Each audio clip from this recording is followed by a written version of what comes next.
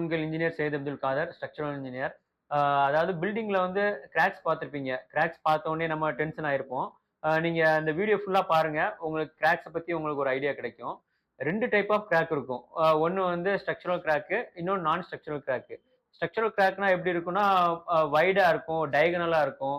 அதுல வந்து ஒரு வால்ல கிராக் ஸ்ட்ரக்சரல் கிராக்னா, அதனுடைய வாலுடைய உள் சைட்லயும் இருக்கும், வெளி சைட்லயும் இருக்கும். இத வந்து நம்ம ஸ்ட்ரக்சரல் கிராக்ங்கிறோம். இது வந்து எதனால இந்த கிராக்ஸ் உருவாகுதுன்னா, டிசைன்ல ஏற்பட்ட ப்ராப்ளம், அது போக நம்ம ஃபவுண்டேஷன் செட்டில்மென்ட் ஆகுது. இதே மாரி காரணங்களால வந்து ஸ்ட்ரக்சரல் கிராக் வருது. நான் ஸ்ட்ரக்சரல் கிராக் வந்து எதனாலன்னா, ஷ்ரிங்கே ஷ்ரிங்கேஜ் கிராக்ன்னு சொல்லுவாங்க. அந்த ஷ்ரிங்கேஜ் கிராக்கு ஹேர் லைன் மாரியே இருக்கும்.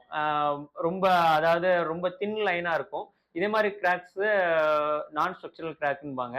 நீங்க நான் ஸ்ட்ரக்சரல் கிராக்க பத்தி நீங்க பயப்படணும்னு தேவையில்ல.